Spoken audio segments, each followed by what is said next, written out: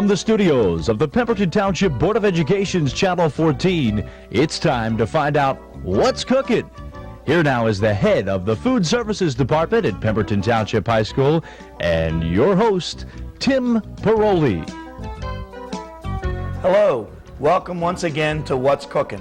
I'm Tim Paroli, and today we're going to show you how to make stuffed pork chops. Pork chops are an item that we either have on the grill or outside at a barbecue, usually overdone.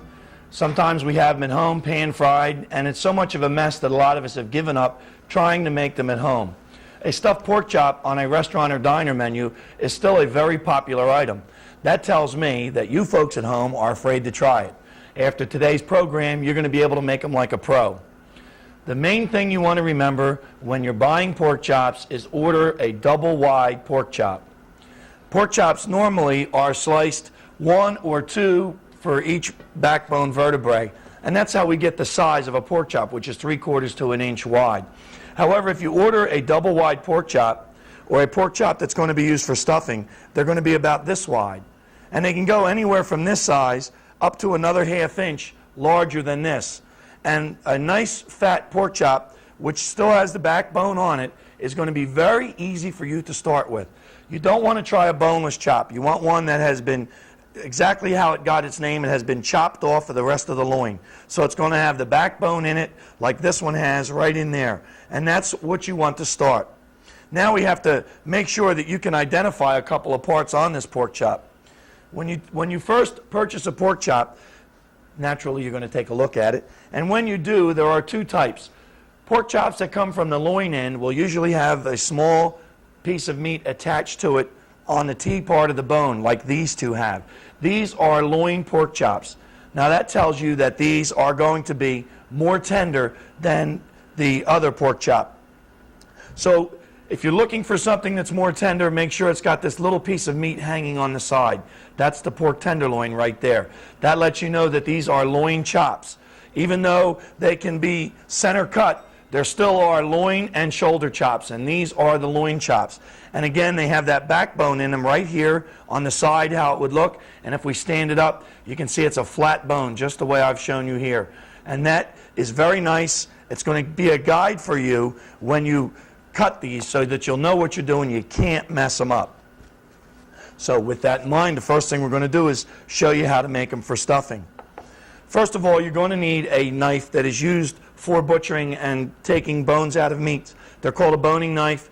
It's about 7 to 8 inches in length. Sometimes the blades are curved, sometimes they're straight, and some of them are flexible, others are not.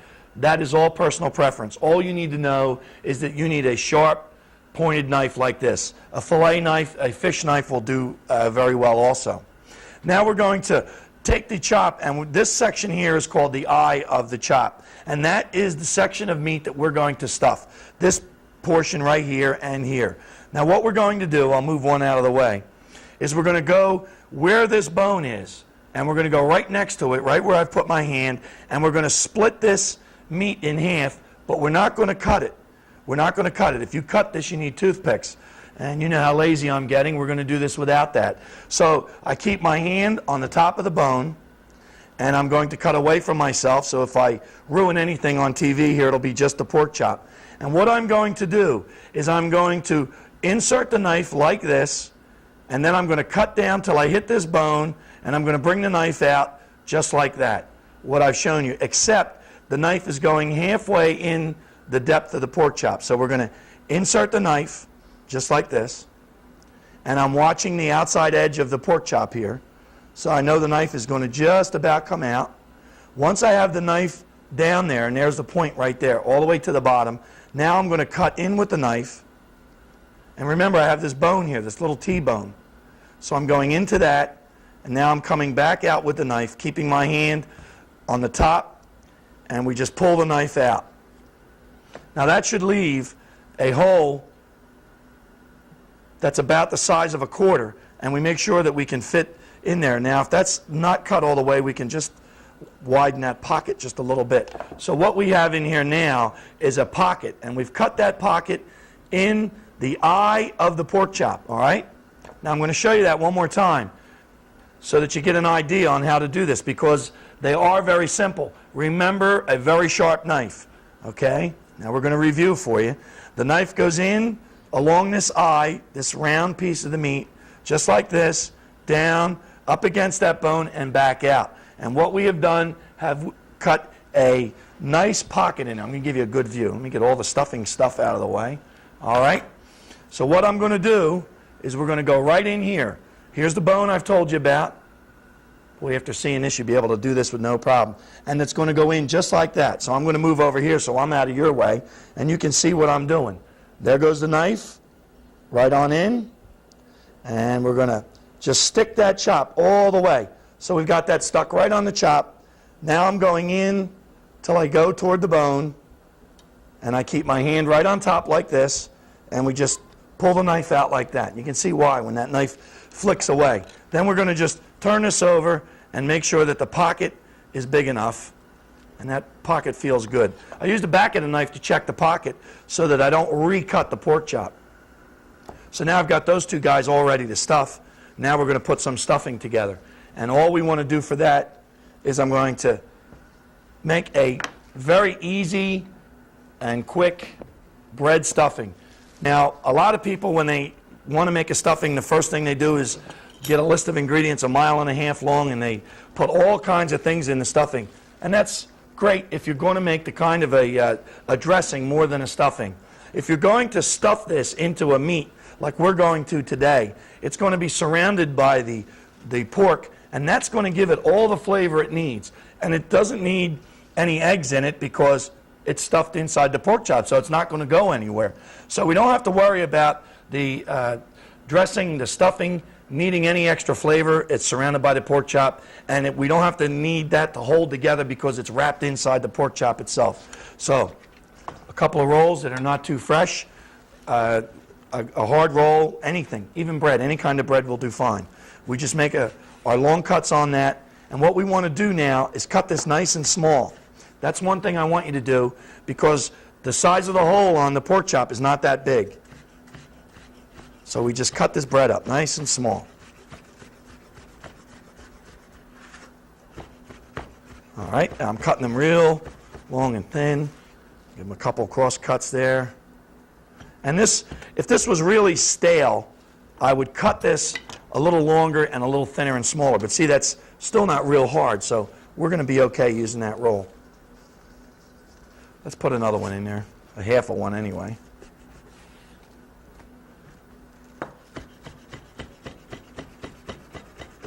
Now, we've got our bread cut, and that's the basis for this because we want this bread when it's inside that chop as the chop itself roasts. We want this to suck up as much of the juice from the pork chop as we can. All right, we're going to trim up some onion because, as I told you, this is going to be surrounded by the meat. We want to have a little flavor to it, and the onion will not overpower the pork roast because that's what we're making. We're making a miniature of a stuffed pork roast. And these are great to do. You can set them up ahead of time for the freezer. Once we have our onion set, we didn't cut all the way through it, and I'm not going to cut all the way through it again. Remember, I'm after very small stuff here. We're looking real tiny. For a regular going into a turkey or anything, it wouldn't matter. But for this, we want these cut small, and that's what we're after. So I've cut that. You see, it still doesn't come apart. And then we cut the other way, and that's going to give us very small onion. And that's what we're after. All right, so that goes into the bowl. And then the seasoning for this is the same as a basic stuffing. And a basic stuffing that would go into a turkey would have some garlic,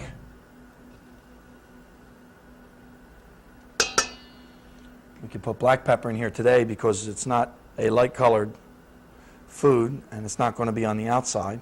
So we put pepper in there, and it's very easy to see the amount of pepper you're adding with the black pepper and some salt. And then I'm going to put in here a little rubbed sage. Now, if you don't have rubbed sage, ground sage is fine. Poultry seasoning will do just well. I'm only putting in, for those two pork chops, about 1/4 teaspoon. All right. Now with the seasonings in there, I want to add a little bit of celery. That's going to give us just a little bit of crunch. But again, that has to be very, very small. So we'll put that out of the way. Cut the end off of here. And whenever you're going to cut anything small, what you want to remember is to make long cuts first. So our celery gets cut long ways, like that, and like that. And that's going to give your stuffing a little texture. And we just cut those ends like that. 2 of those will be enough. And then we're going to take that and cut that very fine and very small. Cooking time, in case I forget to tell you later on, cooking time on the stuffed pork chop is approximately 40 minutes. So these take a little while in the oven. There we go. That goes in there.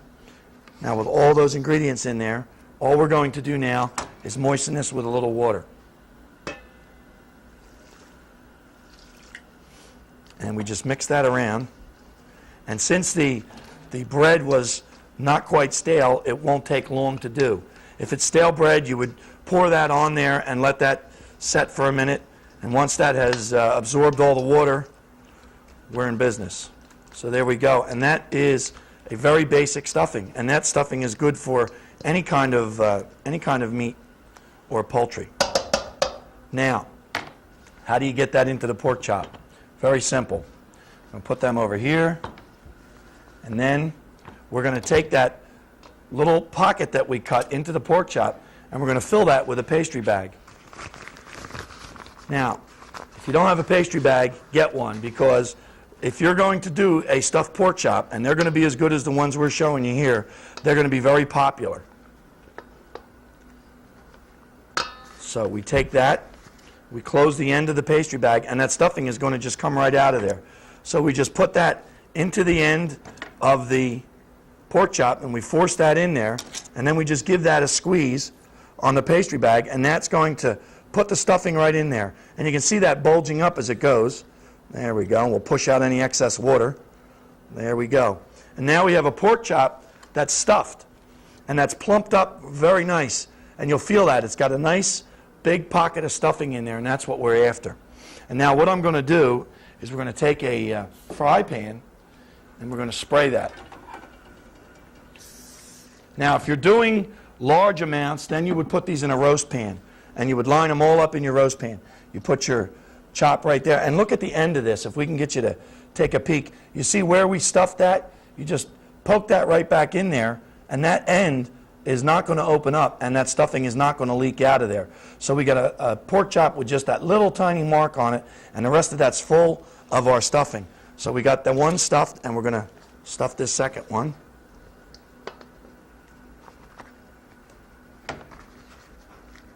And again, we just find the little hole that we cut in the pork chop, and we insert our pastry bag in there as far as it'll go, and then we force our stuffing in there. And the pork chop will just bulge right out, and then it'll be hard to squeeze, and that way you know the pork chop is full. So we take that nice full pork chop, and we put them on a pan, and then we're going to take the top of the pork chops, as I wipe up here a little bit, and we're going to lightly season them with a little bit of pepper and a little salt.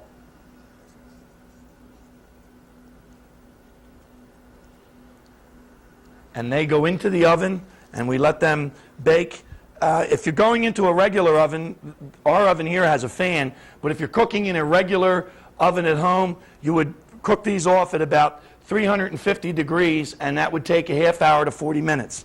If you have a lot of pork chops, the time would still be the same, provided you didn't crowd them all together too much. So they're going into the oven for approximately a half hour. We're going to let you watch a commercial. When you come back, we'll show you how to set up some buttered noodles and a nice sauce to go with them. So I'll see you in a few minutes.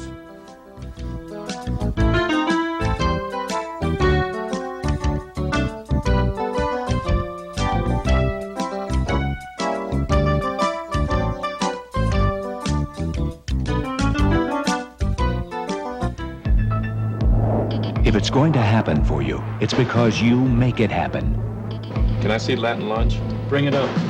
That means college and paying tuition. Bandit. The answer could be an Air Force ROTC scholarship. How many F-16s you bringing in, Major?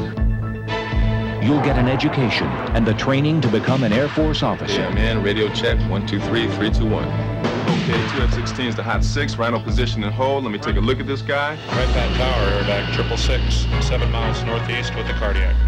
Roger, running, thanks. Hold those 2 F-16s short. Send the F-15 around. Switch to ILS. In-flight emergency, Aerovac 666 on the ground in 7 minutes with cardiac patient. Airback's 2 miles out. With an Air Force ROTC scholarship, you can go as far as your talent and drive take you. They'll be all right. They're down now. Aim high, Air Force. Well, we've got our pork chops in the oven, and the magic of television is just wonderful. I have a pair of chops that were prepared earlier because the time on the chops, as I told you, is a little over a half hour. So around 40 minutes for the chops. So I've got a pair in there that are just about done, and we're going to show you, we're going to serve them with a buttered noodle, and we're going to make a sauce. So what I have here for the buttered noodle, or for any pasta you want to have, is some boiling water. Wait for the water to come to a good boil, then add some salt to it. And once it returns to the boil again, then we add the pasta. Well, we got to add all of it. There we go. Now, once you have that added, you give that a stir, and we wait for that to return to the boil again.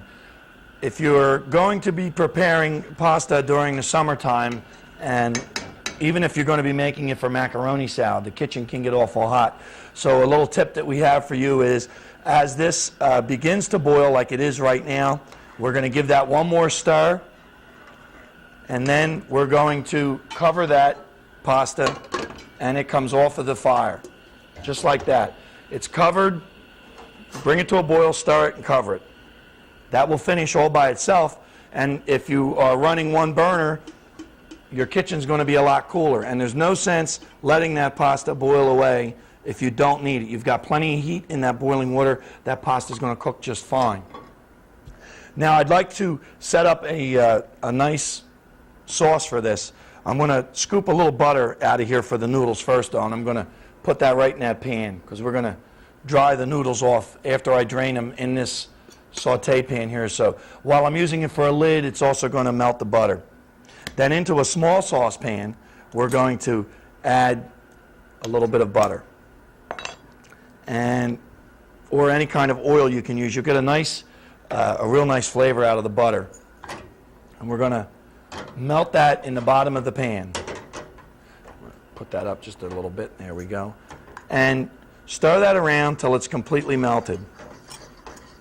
Then what I want you to do is we're going to add a little flour to that. And we're going to add just enough flour into this pot to absorb the butter. So that's why I want to make sure that this butter's melted first. There we go. All right, so that's been melted. Now I'm going to take and I'm going to add some flour to that. I know right now you're saying, what kind of flour? I have a mixture today of regular flour and a little whole wheat flour. You can substitute up to half with whole wheat flour if you want for making a roux or a thickener like this. All right, now I've added the flour to that, and I'm going to take this over so you can take a look at what I've got in there. That is the consistency that you want your roux to have, and that's what that is. That's a thickener for a gravy. Okay? Should look like wet sand. And you want to let that cook a minute or two. If you've never made a roux, you'll notice a couple of things. First of all, it looks like wet sand, and as it begins to bubble to the bottom of the pan, you're going to let that cook. That's going to fry the flour. If you were to just put that into your sauce to thicken it, it would never boil. It would never go hotter than a boiling temperature, which is 212. Here we're frying it over 400.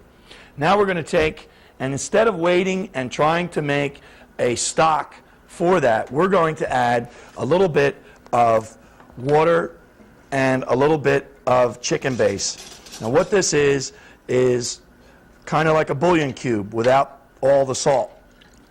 The better the base, the less salt it's going to have. So that's called a chicken base, And that's what we're using there. Got our roux stirred up. Now we're going to stir that right into there. And then we're going to just add our stock to that thickener. And we're going to stir that around real good because we want to make sure that we have all the roux dissolved. And that will get very thin at first, and then as it begins to return to the boiling point, it's going to thicken back up. And once it does that, then we can check it for seasoning. And this method that we've just shown you is the same for any kind of gravy.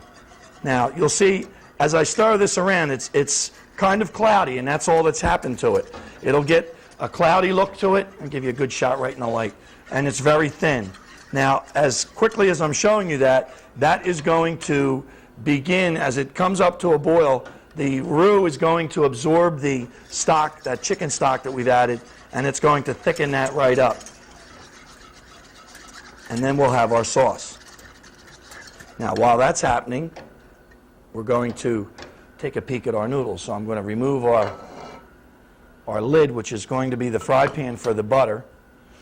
And you'll see that the noodles are cooked and they're ready to be strained. So we give them a stir. We loosen them all up. And then I'm going to just drain the water off of these noodles. So they're going to come right here to me, and we drain them. And now we have those drained. I'll put the pot out of the way. And then we, right into our butter that we used for the lid, just like that.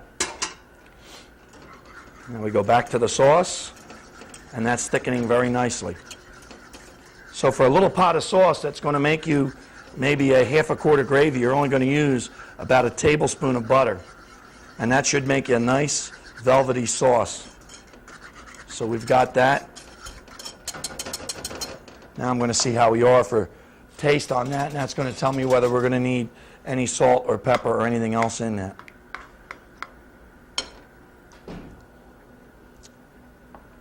That's pretty good. If you have a good base, most of the time, that's all you're going to need. Just a base, put in there with your butter and your flour cooked up real nice. And I want to show you what this sauce looks like. Probably on the back of the spoon will give you a real good view of it. If we were serving this even over chicken, this would be very nice. This sauce got that little bit of whole wheat. It's got a nice color in the yellow of the sauce. So it's got a different kind of a look to it. And it should have a nice shine to it. It should have a good shine, a satiny look to it. So once that sauce boils, as this one has, it's ready. Now I've put the noodles in the butter back over the fire because what I want to do is I want to coat the noodles. I want to make sure they're nice and hot, and I also want to make sure that I have all the water out of the noodles. So any water that was inside the noodle is going to be cooked away from the hot butter. Now I'm going to head over there and pick up my pork chop. I'll need that, and I'll need this. And you'll see that these two chops were the shoulder chops, also from a center cut. Get a good hold of them. There we go. For a small amount, a little fry pan is nice. It's really easy to maneuver, and they're bubbling away. And what I'm going to do is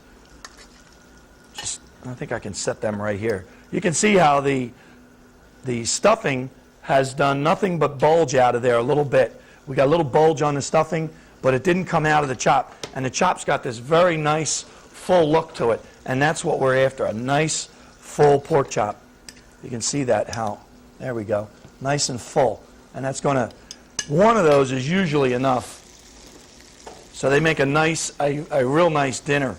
If you're currently using 2 or 3 chops per person, if the people you're feeding are big people, you can probably get away with one of these double cut chops. So you're going to actually cut down the amount of meat that you're using by making that stuffed pork chop. And the way that we want to do this is over these very dry noodles. You'll see they're just all coated real nice. There's no water floating around, and that's going to just keep those noodles very nice. And that's one way, commercially, we have noodles ready. They'll be cooked off.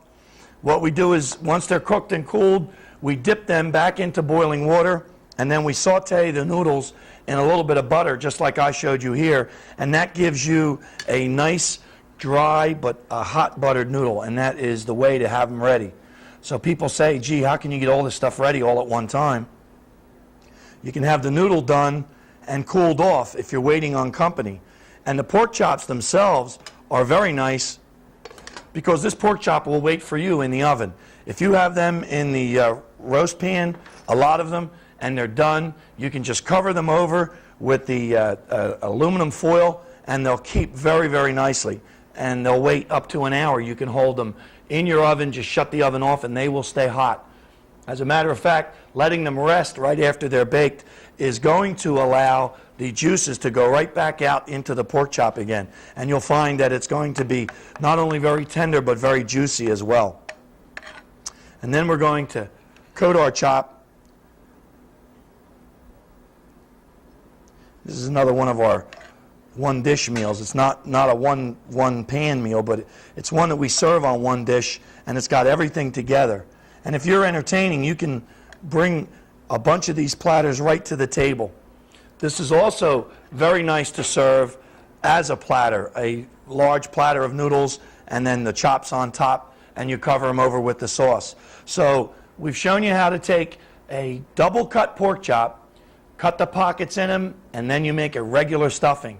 You can either cook them directly as we have here, or once you stuff the pork chop and cook it, you can now take that pork chop, wrap it up, and put it in the freezer, and they will microwave very, very well. But we recommend that you roast them first, then cool them and freeze them. And then all you're doing with the microwave is reheating them in a saran wrap, and they will come up just about as juicy as they are today.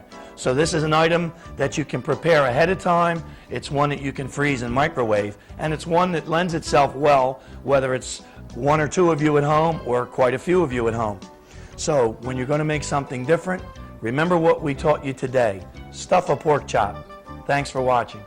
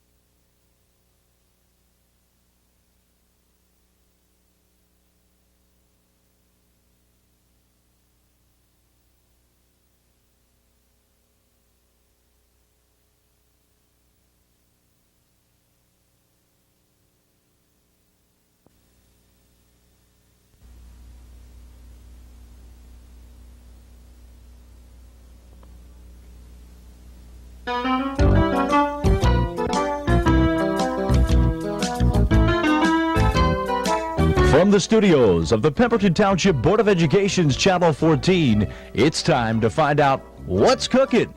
Here now is the head of the Food Services Department at Pemberton Township High School and your host, Tim Paroli. Hello again. Welcome to What's Cooking. I'm Tim Paroli, and today we're going to show you how to make one of my favorites, a veal parmesan. I have found a lot of people are afraid of veal. We'll buy it in a restaurant, we'll order it out when it's on the menu, and a lot of us enjoy it. And yet, when I ask how many people try it at home, we're afraid, because when we see veal in the package at the store, and it looks something like this, we're not sure what to do with it. Or when we have done something with it, it has been tough. Gee, it's not as thin, it's not as tasty, it wasn't as good as when I had it out. Well, today we're going to help you with that. We're going to show you how you can transform that veal into something you're going to really enjoy. Veal Parmesan is kind of it's a favorite in America because we can use from the veal, we use the leg of veal and sometimes parts of the shoulder that I have today. And we cut them into cutlets.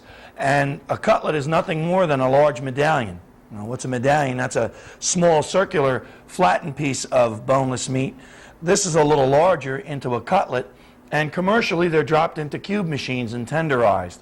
It makes them an even thickness, cuts up the sinews, and makes them very tender. And then they're breaded through a standard breading procedure and deep fried. Wow, we're going to show you that today. All we need is a piece of veal. Now, this veal, as you can see, is about 1/2 inch thick. And we know that when we have a veal cutlet, it's a lot more thin and tender.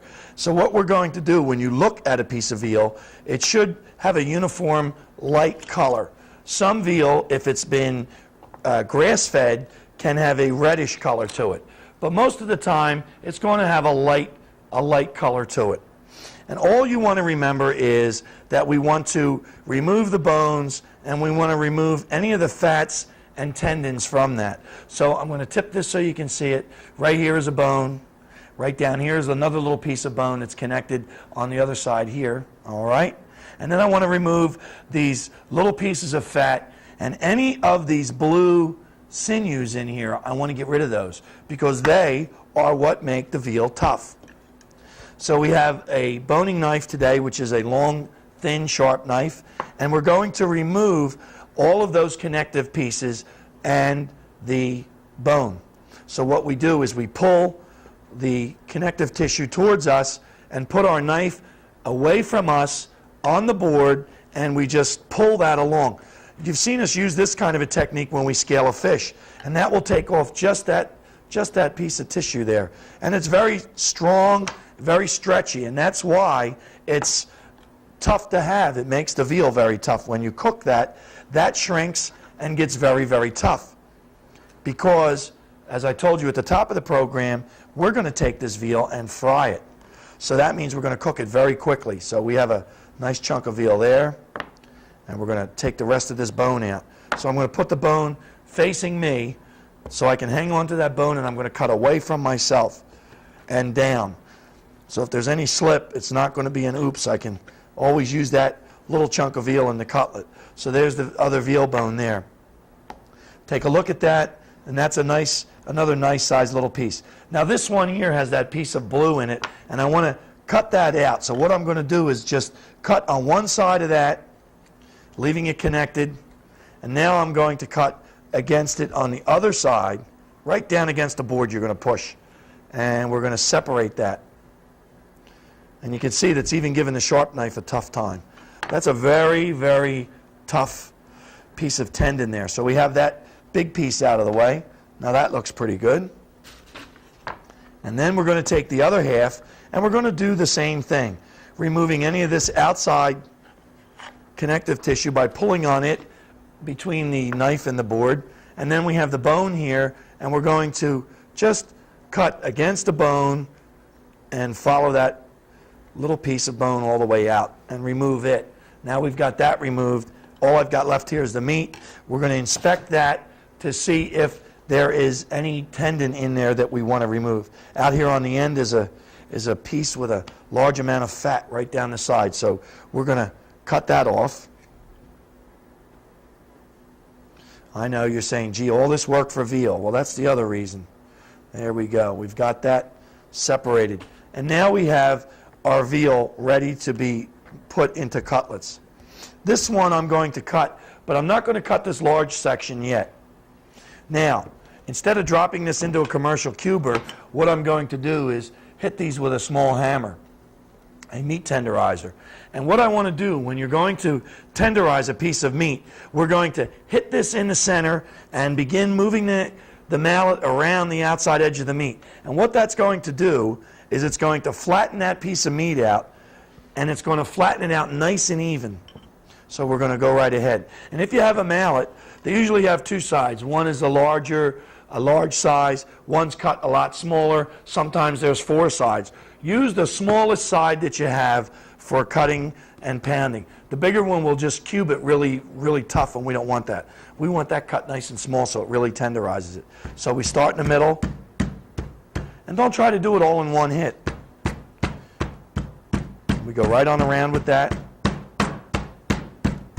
Now I've got a little piece of tendon right here. We're just going to split that right there. And I'm leaving that on there because that is so small it's going to cook right away. There.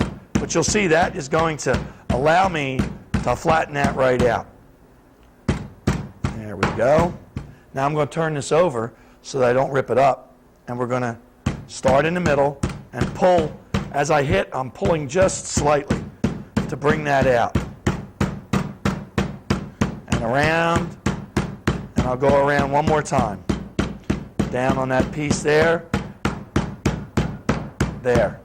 Now what has happened is we took a piece of veal, and these were approximately the same size. If you look at them on the table, you'll see this one is very short and fat, yet this one here now is very, very flat. And that's what we're after. So that's a cutlet, and that gets put out of the way. By hitting the pieces of meat, we do a couple of things to it. First of all, there's enzymes in the meat that when we break them up, it releases them throughout the muscle and allows them to begin to work on tenderizing that meat. The other thing that we do, the physical action, is going to actually break down the cells and the tendons in it, and it's going to let those muscle fibers flatten right out. So we have two actions going at the same time here that are going to make this more tender. So we hit that one, and you'll feel on the differences of the meat that certain areas might be more resistant than other areas. So you just hit them a little harder or a little bit longer. And you'll see that they'll begin to break down and they'll flatten right down just like that. There. So that's our second cutlet. Now, if I was not going to make cutlets out of the rest of this veal, if you wanted to keep this for stewing or anything like that, I still recommend patting it down and making it more tender. Because if we take this and pat this down, and then I want to cube this later on, it will pull back into a cube shape. Although it will be much more tender than it would be if we didn't do this to it at all. So we can get all of our veal ready all at one time. And then we can use it for whatever we want. So when you buy that little packet of veal, make sure you have a tenderizer and get it all ready to go all at one time. There. Now our cutlets are all done, and I'm going to just put them aside. And what I want to show you is something, if you've been a viewer of this program before, we've shown you a standard breading setup, and we're going to do that for you again today. The reason we do it is because so many of the foods we prepare commercially are breaded, and they're not always deep fried. However, this kind of a breading that we're going to show you today will hold up well under deep frying. It'll hold up well. We're going to saute it today. You can also use this breading and bake these items. So any kind of a meat or cutlet that you want to bread, this is the way to go. Step one that you're going to need is flour. So I have them in a shallow pan. And unless you really like to clean up, you can't beat these flat little pie pans. These, I can do a lot of cutlets, or I can cut these into little nuggets and make veal nuggets and run them right through the breader here, and I won't have a problem with it. I want to talk to you about these crumbs. If you take a look at these crumbs, you'll say to yourself, gee, they look bigger than the ones I have at home, and they may be. If you have a food processor or a blender, freeze some bread and drop it in there. Old bread, throw it in the freezer, and you will get these nice, big, fluffy breadcrumbs. And commercially, they're called a green crumb. Green meaning that they're very fresh. And they're going to give you a nice texture on the outside of your breaded item. They're also sometimes used, Oriental style foods use a fresh breadcrumb. So we've got a couple of eggs, and we're going to beat them up. And then to the beaten eggs, I'm going to add a little bit of milk. And that is our egg wash. So if you're going to remember what we're showing you, we're going to go through the flour first, then we're going to pass our food product next into some beaten eggs and milk, and that's called an egg wash. And then it's going to go into the breadcrumbs. And we will have our items ready to do whatever we want with. We can even take them once we do this to them. We can take the item and freeze it. It doesn't have to be used right away. You can bread up all your veal, lay it on a cookie sheet with some paper between it, and freeze them. And they can be cooked right from the freezer. So you now know how to prepare food for later use. There we go. We shake off the excess, just like that. And now it goes into the egg wash, just like that. We make sure that the egg coating covers all of the cutlet, just like that. And then we take that and it goes right into the breadcrumbs. And we press those breadcrumbs right on there. If you're going to be doing quite a few of these, you want to practice keeping one hand wet and one hand dry. Otherwise, you'll look like you're wearing boxing gloves while you're working and you can't pick up a thing after a few minutes. You'll have more breading on your hands than you do on anything else. So we've got our cutlets all ready, and that is all that we have to do to prepare them. And you can see, when I put this on the board here, we've got a very nice breaded veal cutlet. So we're going to bread the rest of these, because it's always best with a breaded item if you can bread it and wait a few minutes before you fry it. So we're going to bread them, and they're going to rest a couple of minutes while we get set to show you when we return from our little break. We're going to show you how to make a nice sauce, a very quick tomato sauce that's going to go over top of our veal, and we're going to turn these into a veal parmesan. So remember, when we bread these, it's flour, egg wash, and breadcrumbs. And I'm going to continue this till you come back.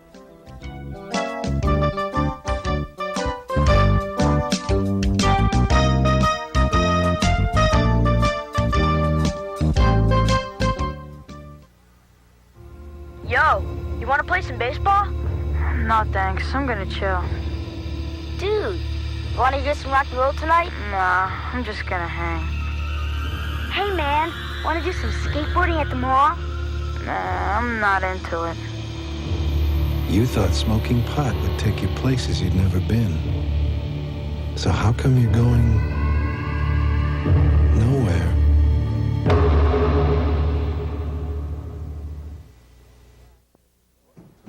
Welcome back. What we're going to do now is take a saute pan that I've warmed up, put a little oil in there, and we're going to saute off our veal. Now, all I'm going to do is let this pan come up to temperature, and we're going to put our cutlets in there. That's not so interesting. What should be of interest to you is we are going to be able to prepare a sauce very quickly, a tomato sauce. What you need is some tomato paste. Now remember, tomato paste will take on a large amount of liquid, and I'll set that right back there. So we're going to put a little bit of tomato paste into that, and then we're going to season that with, I have approximately 2 small cans of paste in there. So we're going to put about a teaspoon of garlic powder, a teaspoon and a half of salt, maybe a teaspoon of black pepper, and then we're going to put in there a tablespoon, rounded up nice, of basil, and a flat tablespoon of oregano. Then I'm going to put in some oil. Then I'm going to put in a teaspoon of chicken base, and I'm going to put in a teaspoon of beef base. Then I'm going to put into there a little bit of grated cheese. Now, if you take a look, what I've got in there is everything but the liquid that we need for that. And I'm going to put that on our fire, and I'm going to begin to warm that up, and I'm going to begin to add water to that. Now, before I add my water to that, I've got a saute pan here that's ready to go. I know a saute pan is ready because what I can see is the oil, and if you take a look, what you can do if you're not sure at home is just pick a little bit of the breading off of your item and drop it in there. And if it bubbles up like this just did, then you're all ready. And you know that the oil is hot enough and you're going to be able to saute your items. So what you're going to do then is pick up your cutlet, and we're going to lower it into the oil and let it fall away from us. Nice and easy, just like that. All right, and we're going to put our second one in there. We've got a pair of tongs handy. We're going to just move that right out of the way. All right, so we have our pair of cutlets cooking away. I want to move some of this out of the way. And I'm going to let that cook until I see that one side is very brown. Now, what we're going to add to our sauce is about a quart of water. And we're going to stir that, and then we're going to see the consistency of that. Let me get a nice fire under that too now so that gets going. And that's going to tell us whether or not we need more liquid to that. And depending upon the density of the paste, that will determine how much water you have to add to that. Now, the reason we can cook this so quickly is that in order to make tomato paste, we take tomatoes and they're cooked very, very slowly for a very long time. So that's going to have a real cooked tomato taste to it. Now, the texture of this sauce is going to be very smooth. And if you don't like a real smooth texture in your sauce, what you can do with that is add some diced tomatoes to that. Now, I'm going to check and see if these are ready. Yes, they are. I'm going to turn them over. Now, if you take a look, you'll see the color of those is browned up very nicely. All right, and that's what we look for, that nice, even color, and that's what those fresh breadcrumbs do for you. They give you a real nice color. They'll brown up very, very nicely. Now, I'm going to pull the sauce over here so you can see how thick that looks. Now, that sauce is very thick also, and what I want to do with that is we're going to just throw a little more water in there till I get the consistency that I want. You might look at that and say, gee, that's a real nice thick sauce, and leave it. So you adjust the consistency of the sauce by the amount of water you add to it, because we already have all of the flavor that we want in there because we have put in the two bases, the chicken and the beef. So that's the consistency I want right there.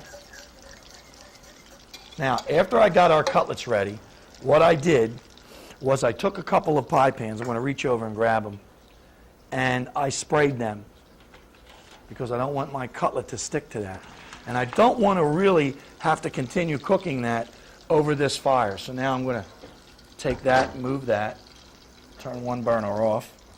And we're going to take the cutlet out of the fry pan. And I'm tipping the pan so that all the oil runs one way, and I'm draining that, and that one goes right there. Same with this one. We drain them real good. The questions I usually get after doing a program, or when somebody asks, how do you make a veal cutlet? What do you do if you have a lot of them to do at once? Well, what you would do is you would just saute them all off like we just did, and you would line them up on a sprayed cookie sheet. You could do a dozen of them with no problem on a cookie sheet. And then by the time you have them all done, then you can put the sauce on them like we're doing and sprinkle them with some shredded cheese. Now just put the cheese up in the middle, because as this melts it's going to run all over. So we put that in the middle just like that, right on top of the sauce. And that's going to seal that right in there. Give my sauce another stir here. And then we're going to just take that and put that right into the oven. And you'll see these are going in at, I think we're only at 300 degrees with this little oven, and we're going to tell you about that in a second. And what happens with this oven, we'll go to 3 1/4. This oven is a little different than an oven you have at home in that it is a convector oven. That means that it is a regular oven with a fan. And the fan takes the oven and takes the temperature and moves it completely around. So even though the temperature is the same, it will reduce our cooking time by half. So, and you can lower the temperature and the cheese is going to melt right over top. So that's what we're after. Now, I didn't taste the sauce when I put it over top of the veal because the sauce is with the veal and the cheese, and if I messed up, it's going to fix it, hopefully. But before we would put the sauce over pasta or anything else like that, we give this a stir.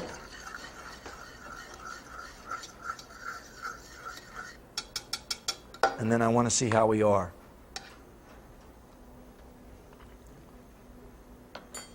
Yeah, that's nice. Now, tomato sauce, most of you think that when you're preparing it, it's going to take you forever to make. What we have made for you today is essentially a pizza sauce until we cook it. And we also changed it when we added our base to that. So our main ingredient in making this tomato sauce is the tomato paste, which is nothing more than a very strong, concentrated tomato. The other two flavors that we have that are very concentrated and very strong, I'm going to show you about. If you've seen a previous program where we've used this product, you know what we're using. These are called bases. And what they are is a concentrated chicken and beef. One is made from the concentrated cooked chicken, and that's the yellow one that I have here. It also has a lot of spice, comino powder is in here, and turmeric, and it's in a very slight amount with chicken fat and chicken meat. And that's going to be a very strong mixture of spices that can overpower food. However, if you use them in a base, they're only going to add a little bit to that. And the same with the beef. The beef base, if it's a high quality like ours is today, it's not going to have a very high salt content. So we can use that in the place of bouillon cubes or in the place of beef or chicken stock. So you're going to find that those products do not take up a lot of room on the shelf. And that's something with storage is very nice. They're very highly concentrated. All you have to add to them is water. And when you use them in conjunction with something like our tomato paste, you're going to find it makes a sauce that you can present, and it's going to be very tasty. And that's what we're after. We want to make a food that is not going to be really difficult for us to prepare. You can eliminate buying a lot of prepared items by just purchasing some of these commercial items that we use here on the program, and they are going to make it very easy for you to use. All right, so enough about the sauce. Let's take a look at it. Again, like I told you, the difference with this sauce is it's going to be very smooth. If you have to fake some people out, what I want you to do is when you're going to make this sauce, you can add at this point, once it's done, a can of diced tomatoes. Now the plum tomato is very nice, a diced plum tomato, or even a regular stewed tomato that's been diced is very nice to add. And that will work very well. But this is a nice all-around tomato sauce. And I did it right in front of your eyes, so there's no magic here. This one is just really quick because of the ingredients that we use. They're already cooked, and that is what gives us the time. I want to go over and pull out our veals because I'm sure they're done bubbling away there. The reason we can get this stuff done so fast is because we are using a hot veal. We used a hot sauce, and we put that right in there. So it's all ready to go as far as heat goes. They're going to cook very quickly, and that's what we're looking for. I mean, as much as time as I spend in the kitchen. I don't want to live there forever if I don't have to, especially when I'm hungry. I want to get in, get out, and have something to eat. So here's our cutlets already done, and the cheese is already melted, and all we're going to do is just pull them off of there. And if you look in our pan, there's not much juice, there's hardly any oil, because we sauteed them and we drained them. So that gave us a nice product. We're able to lower the fat content. Also, in any of these items that you see made, you can substitute any type of oil, or if you wanted to get rid of the oil in a dish like this, the way you would prepare this is, instead of sauteing it, you could put it right on the pie pan or a cookie pan, sprayed kind of heavy, put that right in the oven, and that I would recommend raising the temperature to around 400, because we want to get the coating to crisp up on the outside so it will seal it in and it won't crack, and then you just cook them till they're finished in the oven. Then you would remove them from the oven and sauce and cheese them like we did here.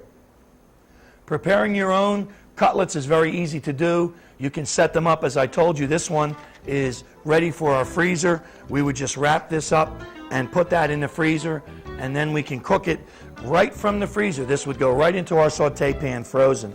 And the only thing that you would remember is that when you're cooking them frozen, whether you're going to saute them or you're going to bake them off in the oven, is to add about 5 to 10 minutes cooking time. And that's really the only thing you have to worry about. So when you're using our breading procedure, remember, number 1 is flour, number 2 is our egg wash, and number 3 is our breadcrumbs. So making veal Parmesan on What's Cooking is as easy as 1, 2, 3. Thanks for watching.